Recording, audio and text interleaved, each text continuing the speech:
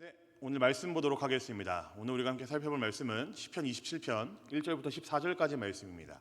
시편 27편 1절부터 14절까지 말씀입니다. 시편 27편 1절부터 14절까지 말씀, 우리 한 절씩 같이 보도록 하겠습니다. 제가 1절 말씀 먼저 보겠습니다. 여호와는 나의 빛이요 나의 구원이시니 내가 누구를 두려워하리요. 여호와는 내 생명의 능력이시니 내가 누구를 무서워하리요. 악인들이 내 살을 먹으려고 내게로 왔으나 나의 대적들 나의 원수들인 그들은 실족하여 넘어졌도다. 군대가 나를 대적하여 진칠지라도 내 마음이 두렵지 아니하며 전쟁이 일어나 나를 치료할지라도 나는 여전히 태어나리로다. 내가 여호와께 바라는 한 가지 일 그것을 구하리니 곧 내가 내 평생에 여호와의 집에 살면서 여호와의 아름다움을 바라보며 그의 성전에서 사모하는 그것이라. 여호와께서 환난 날에 나를 그의 초막 속에 비밀히 지키시고 그의 장막 은밀한 곳에 나를 숨기시며 높은 바위 위에 두시리로다.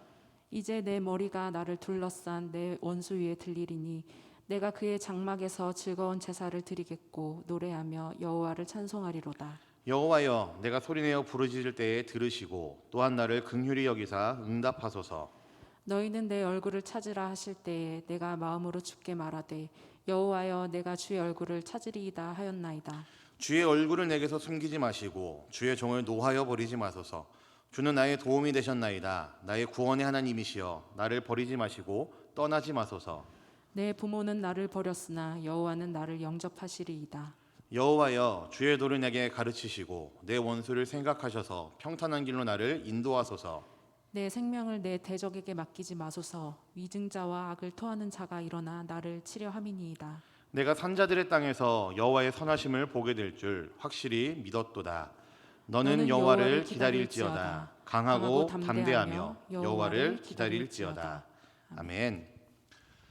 네, 세상에는 하나님을 믿지 않는 사람들이 믿는 사람들보다 더 많습니다. 저는 목사지만 사람들이 하나님을 믿지 않는 것이 사실은 크게 이상해 보이지 않습니다. 오히려 하나님을 믿는 여러분들이 신기하고요, 하나님을 믿고 있는 제가 더 신기합니다. 왜냐하면 하나님 믿는 것이 그렇게 쉬운 일이 아니라는 사실을 알기 때문에 그렇습니다. 신앙을 한다라는 것을 이야기하는 것이 아니고 하나님을 믿는다는 것 그 자체가 사실은 그렇게 쉬운 일이 아니라는 것을 알기 때문에 저는 이런 이야기를 드립니다. 여러분, 왜 믿는 것을 어렵다고 할까요? 이유는 간단하다고 저는 생각을 합니다. 하나님이 보이지 않기 때문에 그렇죠. 특별한 사람, 특별한 상황을 제외하고는 사실은 하나님을 봤다라고 말하는 사람은 거의 찾아볼 수가 없습니다. 목사님은 안 그러세요? 라고 저에게 물어보시면은 네, 저도 사실은 하나님 본 적이 없습니다. 목사가 돼갖고 하나님 아직 못 보셨나요? 예, 하나님 못 봤습니다. 만약에 제가 여러분들에게 하나님 봤다라고 한다면은 아마 둘 중에 하나이겠죠. 제가 죽다가 살아났거나 아니면은 조금 소위 말하는 이상한 신앙을 가지고 있는 사람이거나 둘 중에 하나일 겁니다. 하나님이 눈에만 보이지 않는 것이 문제가 되지 않습니다. 사실은 하나님이라는 그 존재 자체에 대해서, 하나님의 일하심, 하나님의 우리를 사랑하신다라는 그 일에 대해서 때로는 이해가 안 될 때도 있습니다. 눈에만 보이는 것이 문제가 아니고요, 때로는 이해도 안 될 때가 있습니다. 히브리서에 보면은 믿음은 바라는 것들의 실상이요 보지 못하는 것들의 증거다라고 말하는데, 사실은 우리의 신앙생활을 좀 돌아보면은 그 믿음에 대한 실상과 증거가 잘 드러나지 않을 때가 너무나 많이 있죠. 하나님을 믿는다고 하지만 우리의 삶에서 하나님이 주실 때가 있고 안 주실 때가 있습니다. 잘 될 때가 있고 안 될 때도 있습니다. 기도해도 될 때가 있고 기도를 아무리 열심히 해도 안 될 때도 있습니다. 하나님을 믿는다 하면서도 삶이 여전히 고단한 사람들, 저는 정말 많이 봐왔습니다. 여러분, 우리는 이런데도 하나님을 믿어야 될까요?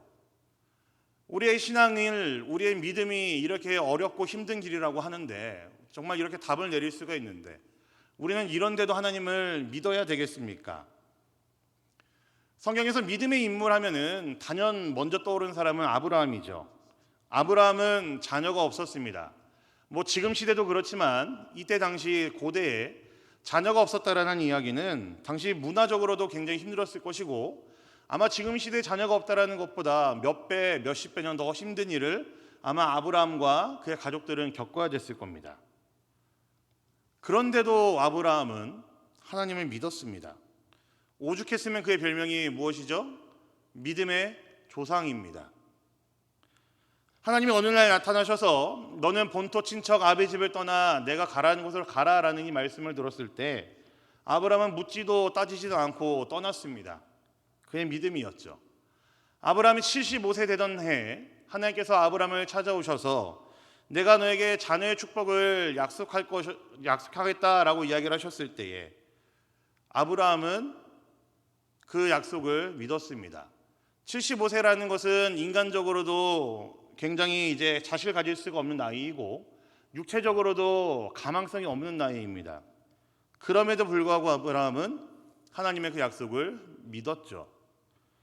그러나 우리가 잘 알고 있는 것처럼 아브라함의 실제로 그 하나님의 자녀의 축복을 받은 나이는 당장이 아니고요. 불과 1, 2년 후도 아니고요. 무려 25년 뒤에 그가 100세가 되던 해에 그는 약속의 아들인 이삭을 선물로 받았습니다. 여러분 또 성경을 보시면 욥이라는 인물이 나오죠. 욥은 어떻습니까? 하나님은 사탄 앞에서 욥의 믿음을 자랑하셨습니다. 사탄이 하나님께 뭐라고 얘기를 하죠? 욥이 그런 믿음을 가지고 있는 것은 잘 먹고 잘 살고 있기 때문입니다. 축복을 받았기 때문입니다. 라고 하나님께 말씀을 드리면서 욥을 시험하기를 요청합니다.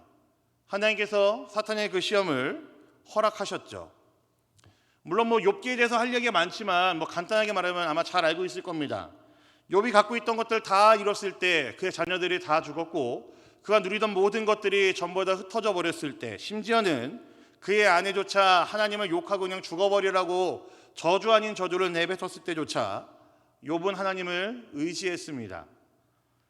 보이지도 않고 이해되지도 않는 그런 상황 속에서 현실 속에서 욥이 하는 말은 주신 자도 여호와시요 취하신 자도 여호와이시니 오직 여호와의 이름이 찬송을 받을지어다 라고 하면서 그의 신앙을 그의 믿음을 고백을 했죠. 대단한 믿음입니다. 제가 왜 아브라함과 욥의 이야기를 잠깐 말씀을 드렸냐면요. 하나님은 오늘날 우리에게만 보이지도 않는 것이 아니고 이해되지 않는 분이 아니라는 이야기입니다. 특별히 지금 우리가 살고 있는 시대가 더 악하기 때문에 더 종말을 향해 달려가고 있는 시대이기 때문에 하나님께서 우리 눈에 안 보이시거나 이해되지 않는 것이 아니라는 이야기입니다. 하나님은 꾸준히 성경에 있는 인물들에게조차 방금 말씀드린 아브라함과 욥에게조차 잘 보이지 않으셨습니다.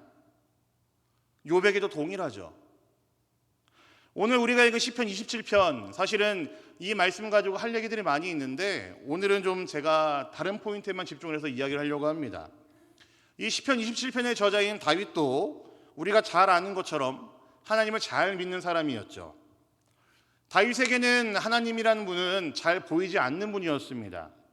아브라함과 욥처럼 이해되는 구석이 많이 없는 그의 인생을 살펴봤을 때에 그가 정말로 이 모든 일들 속에서 하나님을 이해할 수 있을 만한 것이 정말 요만큼도 없을 정도로 그는 하나님에게 많은 어려움들을 겪었고 당했습니다. 다윗의 삶을 돌아보면 그의 인생에서 하나님은 거의 보이지 않으셨었습니다.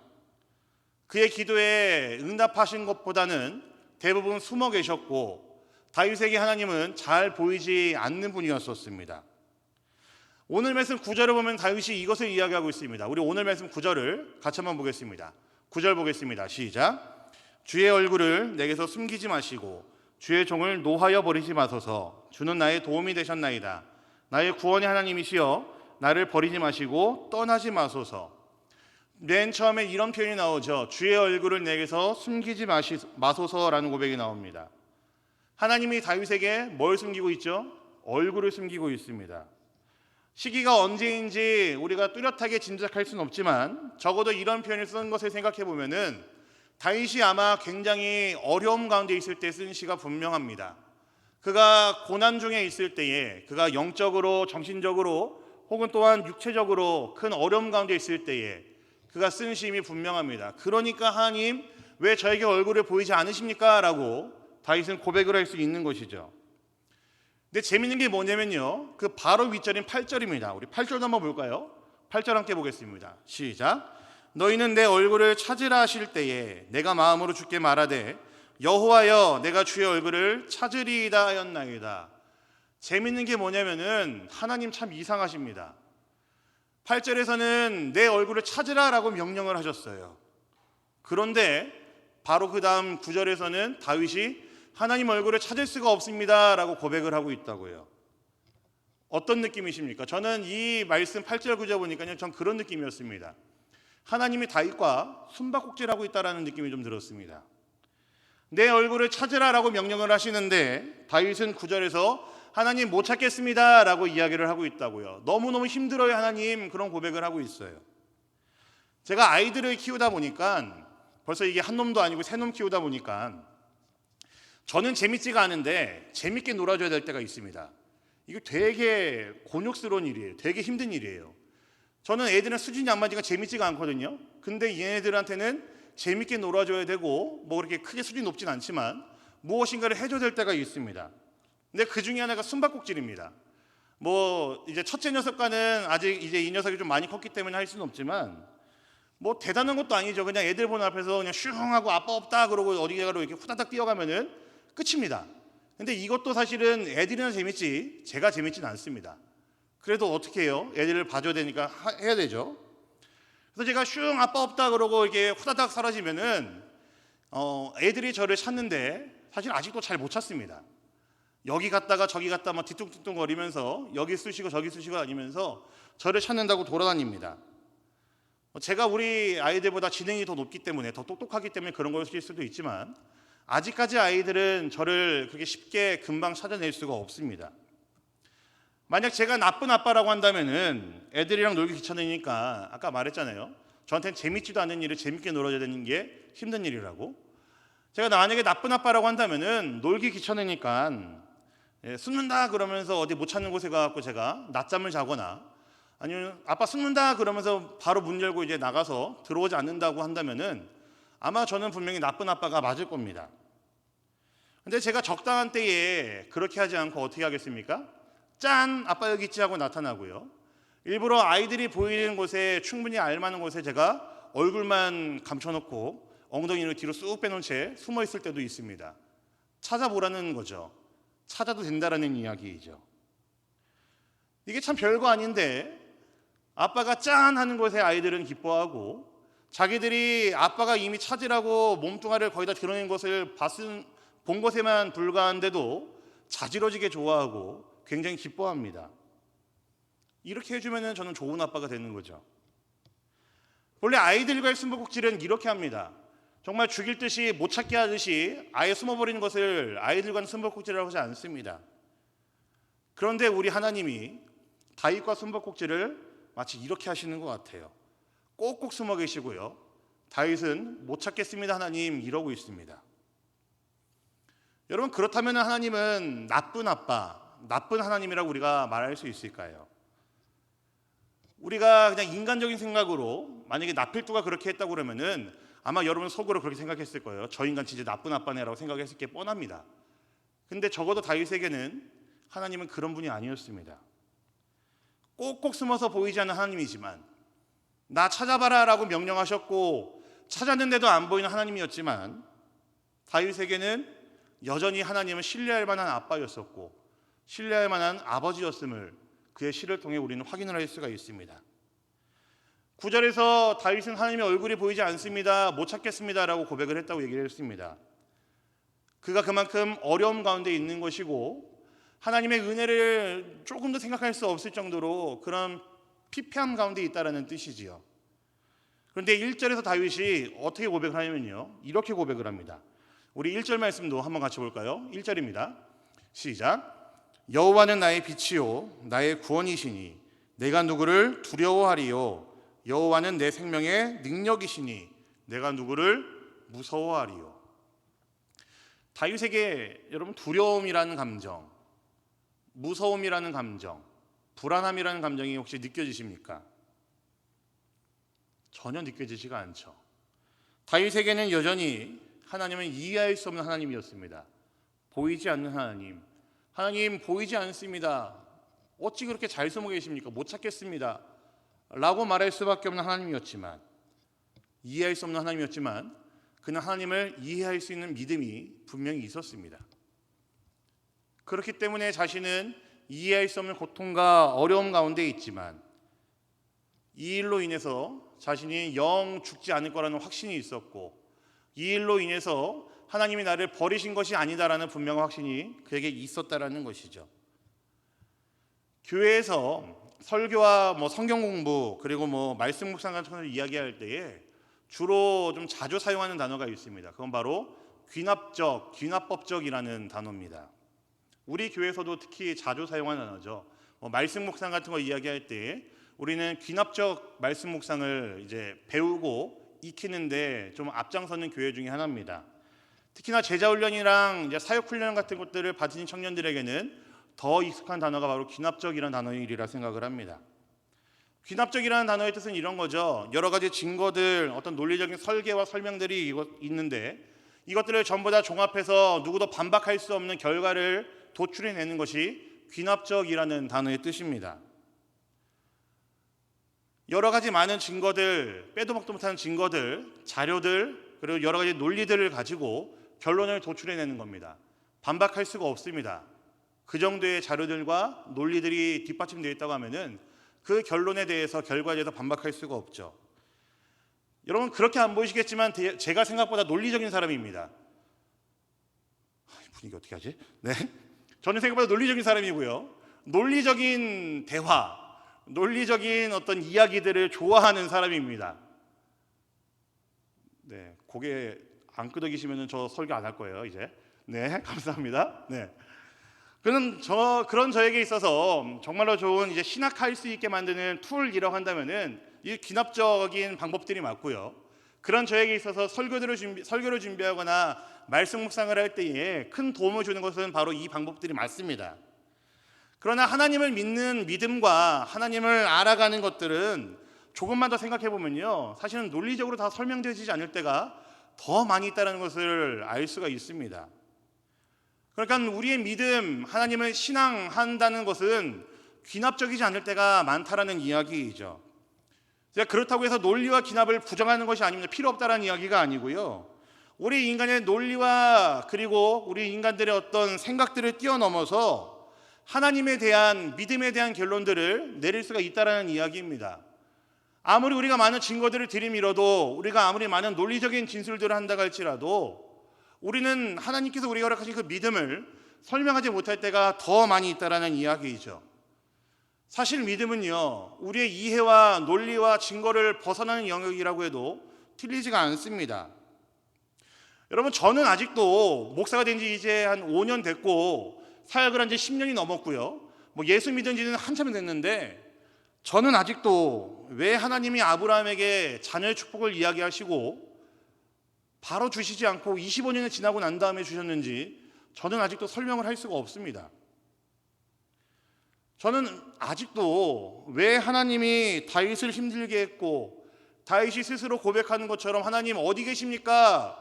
왜 꼭꼭 숨어서 안 보이십니까? 라고 말하는 그런 상황들을 왜 하나님이 만들어내셨는지 저는 사실 아직도 여러분들에게 설명을 할 수가 없습니다. 제가 좋아하는 기납적으로 여러분들에게 설명을 할 수가 없습니다. 여러분 중에 분명히 어려움 가운데 있는 사람이 있죠. 고통 가운데 있고 지금도 겨우겨우 힘을 내서 이 자리에 나오신 분들도 분명히 있을 겁니다. 죄송하지만 저는 머리로 이해할 수 없는 그런 상황에 있는 사람들의 상황들, 사람들의 그런 모습들을 저도 사실은 설명을 할 수가 없습니다. 솔직하게 말하자면은, 제가 양심을 다 걸고 얘기하자면은 저도 사실은 그런 일들이 왜 일어나는지 여러분들에게 속 시원하게 설명할 자신이 없습니다. 그런데요, 이건 분명합니다. 저는 아브라함과 다윗, 그들의 고통의 이유들을 설명할 수는 없지만, 그들의 고통의 이유들을 이해할 수는 없지만, 저는 성경에 나와 있는 다윗의 믿음, 아브라함의 믿음, 무엇인지 저는 분명히 이해할 수는 있습니다. 그들의 믿음이 어떠했는지 여러분들에게 설명할 수 있습니다. 다윗과 아브라함이 하나님을 어떻게 믿었는지는 성경에 나와 있기 때문에 그들의 상황이 어떠했는지는 제가 여러분들에게 설명할 수는 없어도 그들에게 왜 그런 일이 일어난지 설명할 수는 없어도 다윗과 아브라함이 어떤 믿음으로 하나님 앞에 섰는지, 하나님께 나아갔는지는 제가 분명히 여러분들에게 이해시켜 드릴 수 있고 설명할 수가 있습니다. 더 놀라운 사실은 다윗과 아브라함은 이 믿음으로 말미암아서 그들의 어려웠던 그 과정들, 좌절할 수밖에 없었던 그런 모든 상황들, 그러한 과정들을 이겨내고 그들의 믿음대로 승리했다라는 사실입니다. 그들이 믿었던 그 믿음대로 결국엔 됐다라는 것은 성경에 나와 있는 분명한 사실입니다. 제가 이것은 여러분들에게 설명드릴 수 있고 여러분들에게 이해시켜 드릴 수는 있습니다. 과정은 설명할 수 없지만 결과는 제가 여러분들에게 설명드릴 수 있습니다. 그리고 이들의 이 결과가, 이들의 이 믿음이 그들이 겪었던 그 모든 과정들을 이겨냈다라는 것도 제가 설명드릴 수는 있습니다. 자신 있게 말할 수 있습니다. 이것은 귀납이 아니라 연역의 영역이죠. 결론을 가지고 거꾸로 유추해보고 결론에 맞춰서 생각하는 겁니다. 논리적으로 설명할 수는 없지만 결론을 난 것을 보니 하나님은 이런 분이셨구나라고 우리는 거꾸로 생각할 수 있습니다. 여러 가지 자료들, 여러 가지 증거들, 논리적인 진술로는 우리가 그 상황을 설명할 수는 없지만 결론을 보니 우리 하나님이 이런 분이셨네라고 우리는 거꾸로 올라가서 모든 것들을 설명할 수 있고 납득할 수가 있습니다. 결론은 이거죠. 우리 하나님 숨어 계셨지만, 정말 꼭꼭 숨어 계셨지만 안 계신 것이 아니었었습니다. 우리 하나님 눈에 안 보이시지만 아니 계신 것이 아니었다라는 이야기이죠. 다윗은 살면서 혹은 그의 여러 가지 특별한 상황들을 보면은 그 하나님을 보지 못한 건 아니라고 할 수 있을지 모르겠지만 그는 살면서 하나님을 자주 본 것이 아니었음에도 불구하고, 하나님을 찾지 못하고 살았음에도 불구하고 하나님은 단 한 번도 한순간도 다윗에게서 눈을 떼지 않았다라는 사실입니다.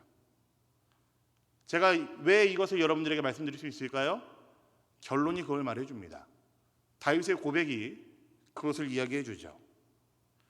그때 왜 하나님께서 다윗에게 이런 심정들을 느끼게 할 수 있을 정도로 그를 몰아갔는지 과정을 제가 여러분들에게 설명드릴 수 없지만, 그럼에도 불구하고 다윗은 하나님을 믿었고 낙심 속에서도 그의 마음이 회복되었고 하나님께서는 그의 믿음대로 그를 사용하셨고 그를 이기고 승리하게 하셨다는 겁니다.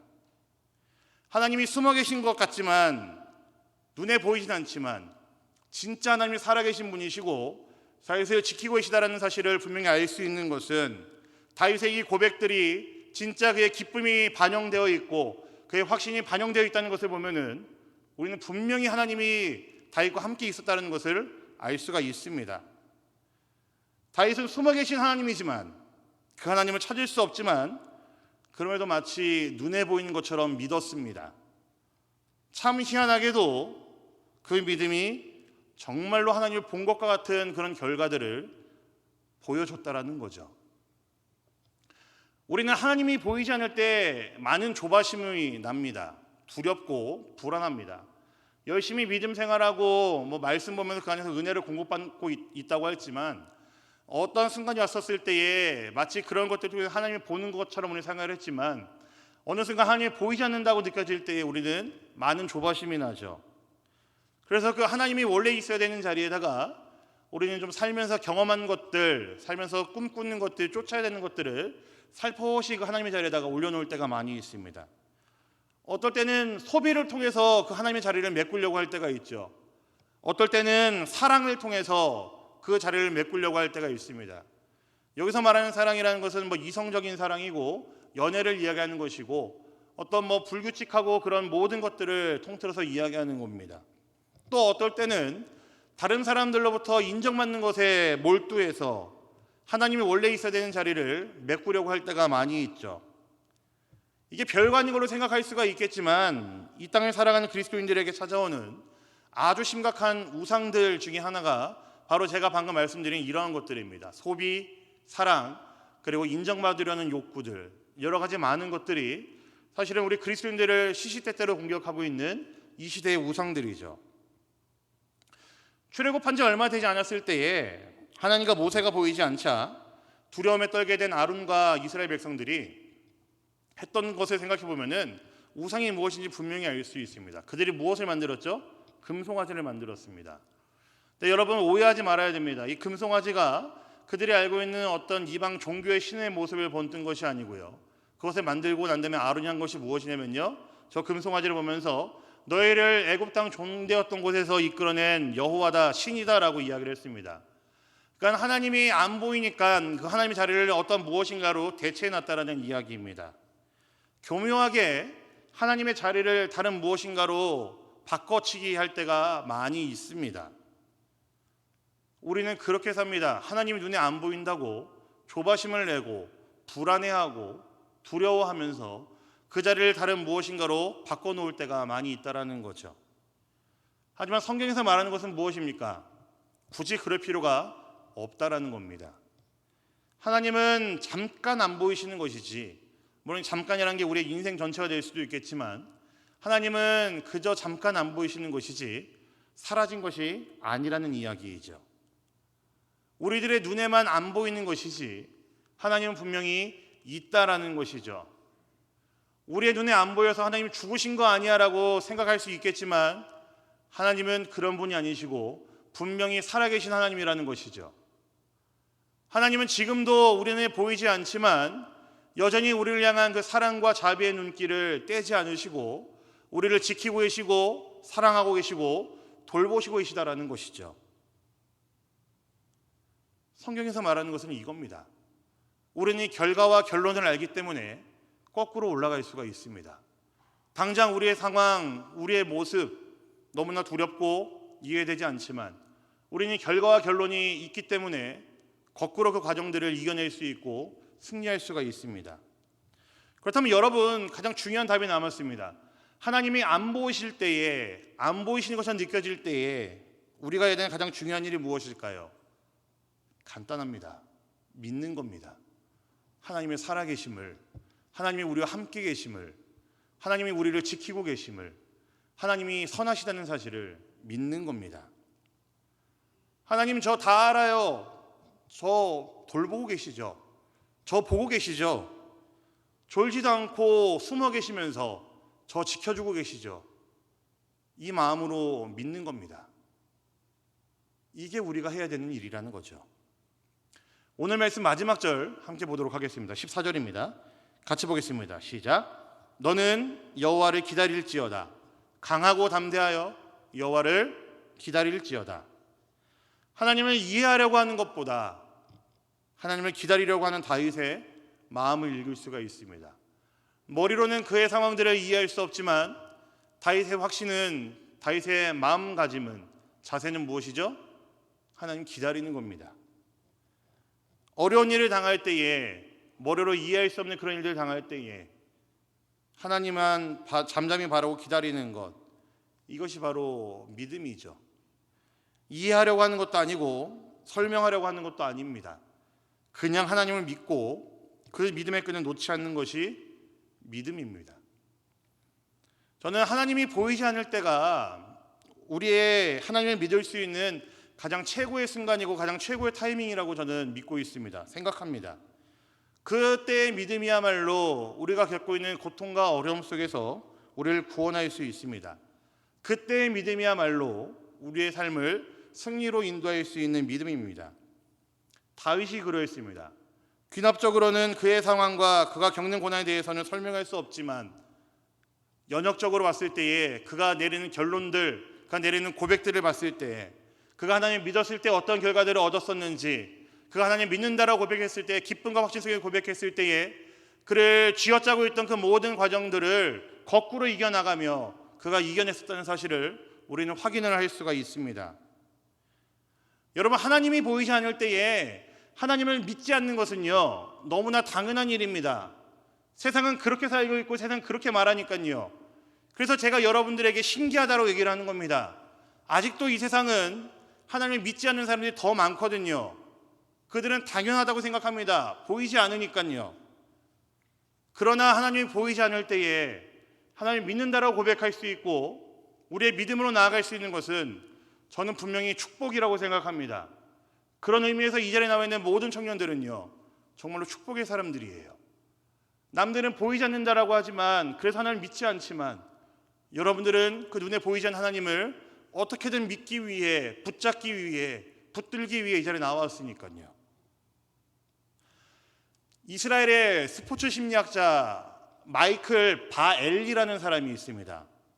이 사람이 좀 재미있는 연구를 좀 했었는데, 요즘 저희 아내가 축구를 너무 좋아해가지고 저도 좀 이런 사례들을 보다 보니까 이런 게 좀 눈에 들어오더라고요. 이 사람이 PK, 페널티킥을 연구했습니다. 근데 이것을 연구를 하니까 사람들이 어떻게 움직이니 그 심리가 반영이 된다는 거예요. 근데 정말 재미있는 것은 뭐냐면은, 골대를 기준으로 키커가 공을 차잖아요, 이 페널티 라인에서. 근데 정말로 기가 막히게 몇천 번의 그 연구를 하고 몇천 번을 돌려봤는데, 정말 기가 막히게 3분의 1은 키커가 봤을 때 왼쪽으로 찬답니다. 나머지 3분의 1은 어디로 찰까요? 오른쪽으로 찬답니다. 정말 나머지 3분의 1은 어디로 찰까요? 어디로 찰 것 같습니까? 가운데로 찬답니다. 근데 웃긴 사실이 뭔지 아세요? 골키퍼들은 둘 중에 하나랍니다. 2분의 1은 왼쪽으로 움직이던가, 나머지 2분의 1은 오른쪽으로 움직이던가. 그래서 주로 많이 나오는 골 중에 하나가 뭐냐면은, 키커가 가운데로 찼을 때 골이 많이 난다라는 거죠. 가만히 있지를 못합니다. 가만히만 있어도, 잠잠히 기다리기만 해도 아마 볼을 막을 수 있는, 이제 실점할 수 있는 그 확률이 줄어들 텐데, 현저하게 줄어들 텐데, 키퍼들이 가만히 있지 못하는 겁니다. 그래서 골을 먹히는 거죠. 이것을 행동 편향이라고 이야기를 한다고 해요. 내가 무엇인가를 해야 될 것 같고, 안 하고 있으면 뒤처지는 것 같고, 왠지 남들이 볼 때 최선을 다하지 않는 것 같다라고 느껴지게 만든다라는 겁니다. 우리의 삶이 그렇습니다. 여러분 기억하십시오. 하나님 보이지 않습니다. 저 아직 어린 목사지만, 물론 내일 모레 40이긴 하지만, 아직 목사이지만, 애기 목사이지만, 병아리 목사이지만, 저 아직 하나님 본 적이 없습니다. 그래서 어려움 겪을 때도 많이 있고요. 그래서 누군가와 같이 이야기할 때에 정말 속 시원하게 이야기를 못 해줄 때도 너무나도 많이 있습니다. 답답하고 속상하고 미안할 때도 있습니다. 그러나 어쨌든 믿든 안 믿든 하나님 보이지 않는 것이라고 한다면, 여러분 우리 좀 믿어보는 것에 좀 더 집중해보는 건 어떻겠습니까? 다른 거 하지 마시고요, 하나님 그냥 한번 믿어보는 겁니다. 내 삶의 문제들 속에서 하나님 보이지 않는다고 해서 그 자리를 뭔가 다른 걸로 메꿔 놓으려는 것이 아니라, 다른 걸로 채워 놓으려는 것이 아니라, 무엇인가를 더 해서 내 어려움들을, 조바심들을 이겨내려고 하는 것이 아니라, 잠깐 좀 기다려보는 거 어때요, 여러분? 하나님이 일하실 테니까 믿고 기다려보는 거 어떻습니까? 우리의 눈에만 안 보일 뿐이지 하나님 분명히 일하신다고요. 아브라함이 그랬고, 욥이 그것을 증거했고, 다윗이 그것을 증거하고 있습니다. 다윗이 그것을 확실하게 확신 가운데, 기쁨 가운데 고백하고 있습니다. 여러분 때로는 우리에게 이 믿음이 너무나 필요합니다. 제가 방금 열거했던 성경의 인물들, 이들뿐만이 아니고 성경에 나와 있는 그 무수히 많은 인물들, 우리가 알고 있는 신앙의 그 모든 선배들이 그랬던 것처럼 우리에게는 이 믿음이 너무나 필요합니다. 사랑하는 우리 대림교회 청년부, 여러분들의 모든 삶의 자리에서 우리 하나님, 분명 우리 눈에는 보이지 않지만 그럼에도 그 하나님의 살아계심을, 선하심을, 일하심을 신뢰하고 기다릴 수 있는 여러분이 되길 간절히 소망합니다. 우리 하나님 살아계십니다. 선하십니다. 이것이 결과와 결론이라고 한다면은 우리는 이 결과를 가지고, 이 결과를 붙들고 얼마든지 우리의 과정들을 이겨낼 수 있습니다. 여러분들의 삶을 메꾸고 있던 하나님이 아닌 것들을 걷어버리는 역사가, 치워버리는 은혜가 여러분들의 매일의 삶에서 일어나게 되기를 우리 주님의 이름으로 간절히 부탁드립니다. 아멘. 아멘. 네, 우리 말씀 기억하시면서 함께 찬양하겠습니다. 아마 제가 볼 때는 처음 하는 찬양인 것 같은데 우리에 익숙하지 않겠지만 그래도 한번 잘 따라와 보면 좋을 것 같습니다. 가사를, 고백을 좀 기억하시면서 우리 함께 우리의 믿음을 고백하시고, 우리 하나님이 어떤 분이신지, 하나님의 어떠함을 생각하시면서 함께 고백하면 좋겠습니다. 이 고백들이 우리의 고백이 되기를 소망하며 함께 찬양하겠습니다.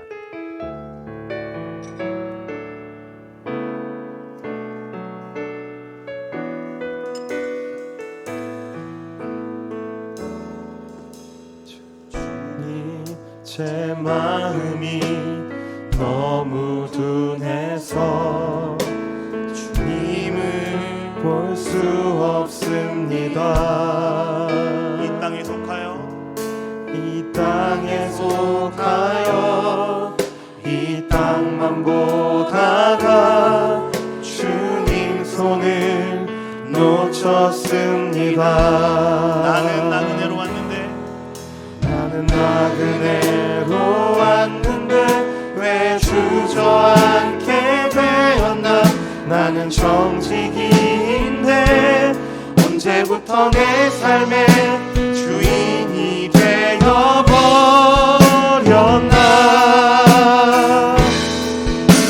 믿음이 없이는 기쁘시게 못하나니 고된 수고도 다 헛될 뿐이라. 믿음이 없어서 무너진 삶의 모든 자리에 다시 주님을 기다립니다. 다시 한번 처음부터 고백할까요? 주님 제 마음이 주님 제 마음이 너무 둔해서 주님을 볼 수 없습니다.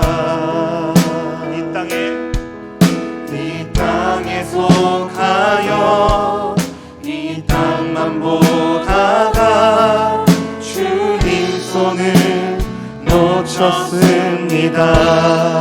나는 나그네로 왔는데 나는 나그네로 왔는데 왜 주저앉게 되었나. 나는 정직인데 언제부터 내 삶의 주인이 되어버렸나.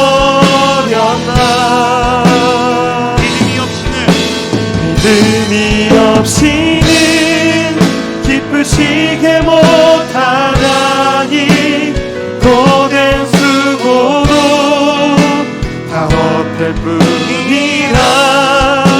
믿음이 없어서 무너진 삶의 모든 자리에 다시 주님을 기다립니다.